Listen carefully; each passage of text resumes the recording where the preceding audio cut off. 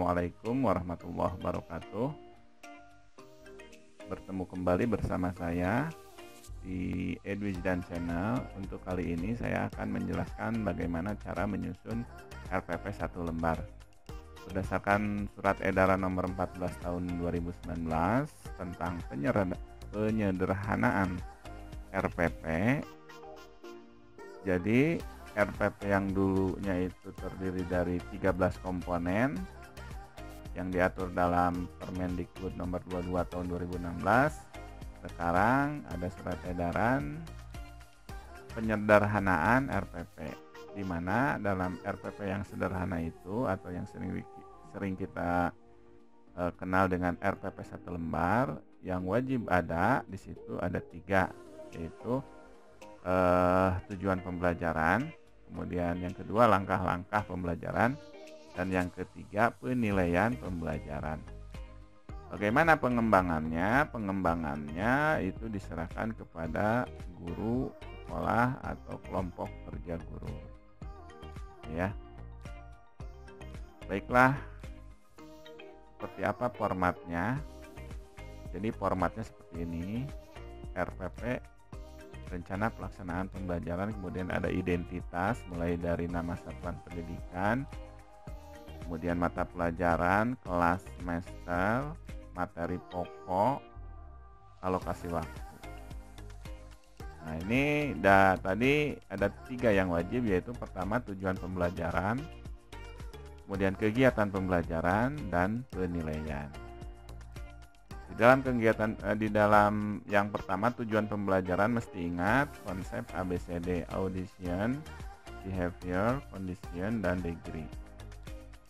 Audition itu siswa, jadi harus menyebutkan siswanya. Kemudian behavior, kegiatan pembelajarannya apa. Kemudian condition, metode, model yang digunakan. Kemudian degree, tingkat ketercapaian. Di sini misalnya setelah mengikuti pembelajaran melalui daring, berarti ini ada ya conditionnya melalui daring, metodenya daring. Peserta didik berarti audition. Dapat, nah ini kegiatannya atau behaviornya mengidentifikasi tata cara sujud sahwi, sujud syukur, sujud tilawah. Nah ini behavior. Kemudian degree-nya mana? Nah ini tingkat ketercapaiannya itu dengan benar, dengan tepat, gitu ya. Begitu juga nomor 2 ya. Itu tujuan pembelajaran. Di sini saya membuat 3 saja sebagai contoh ya. Kemudian kegiatannya seperti apa? Nah, ini kegiatan terdiri dari 3 kegiatan pembelajaran. Pertama pendahuluan, kedua kegiatan inti, ketiga penutup. Nah, di dalam pendahuluan ini kan metodenya daring. Saya menggunakan WA misalnya. Di dalam pendahuluan misalnya guru mengucapkan salam dan mengajak berdoa. Jadi di WA-nya sebelum memulai pembelajaran, guru membuat catatan, mengucapkan salam dan mengajak berdoa. Kemudian kalau bisa misalnya menayangkan video tilawah. Jadi sebelum pembelajaran supaya berkah, ada pembacaan Al-Quran terlebih dahulu. Ini kan kegiatan sikap ya, religius ya. Dan mengajak untuk membaca dan menyimak bersama-sama. Kemudian guru mengecek kehadiran siswa di WhatsApp. Jadi guru siapa saja nih yang sudah siap, misalnya sebutkan dan memberikan kode misalnya kalau ada di WhatsApp-nya. Misalnya dengan hadir, mengetik hadir bagi yang sedang menyimak. Atau kalau lebih bagus misalnya ibu bisa membuat absen. Absennya sudah dijelaskan sebelumnya, membuat absen menggunakan Google Form, kemudian di sharing di WhatsApp ya.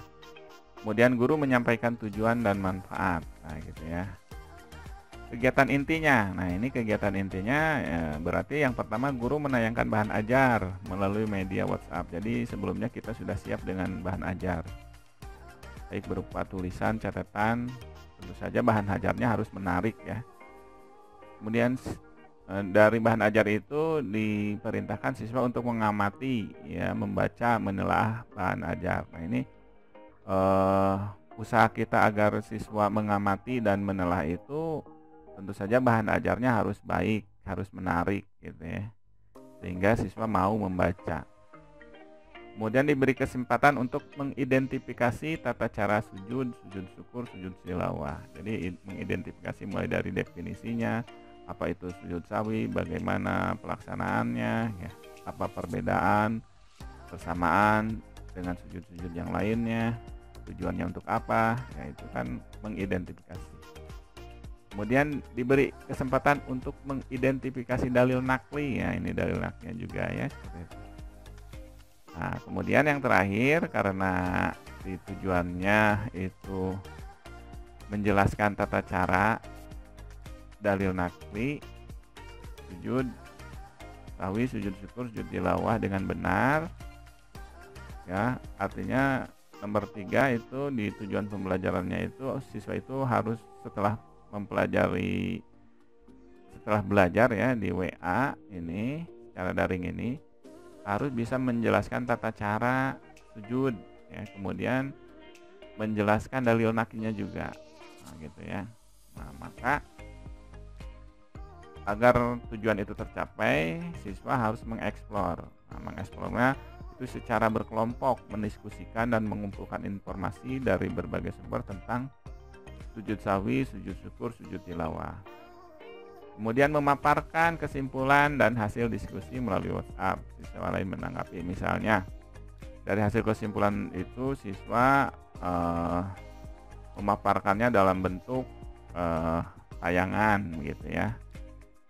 Tentunya kalau perlu misalnya siswa dilatih membuat tayangan slide menggunakan PowerPoint, kemudian divideokan, itu lebih bagus lagi. Atau yang sederhana gitu ya, siswa membuat proyek lah gitu ya. Buat proyek kemudian ditayangkan, kemudian siswa menanggapi gitu ya. Itu kemudian yang penutup itu guru bersama peserta didik merefleksikan pengalaman pembelajaran ya. Guru merencanakan pembelajaran selanjutnya, kemudian ditutup dengan membaca doa. Nah, penilaiannya itu kita harus tentukan. Tentu saja harus ada 3 ya, penilaian sikap, kognitif, dan psikomotor. Misalnya penilaian sikapnya dengan observasi. Misalnya kita amati saja di WA itu siapa yang aktif, ya menanggapi, itu kan observasi ya. Kemudian penilaian kognitif tes tulisnya, nah kita siapkan. Kemudian penilaian psikomotor proyek, ya proyeknya tadi saja misalnya kesimpulannya dibuat hasil laporannya dalam bentuk tayangan dan lain-lain ya. Jadi dibuat hasil diskusinya itu dalam bentuk slide PowerPoint. Itu saja cara membuat RPP sederhana berdasarkan surat edaran nomor 14 tahun 2019. Selamat bekerja. Terima kasih. Wassalamualaikum warahmatullahi wabarakatuh.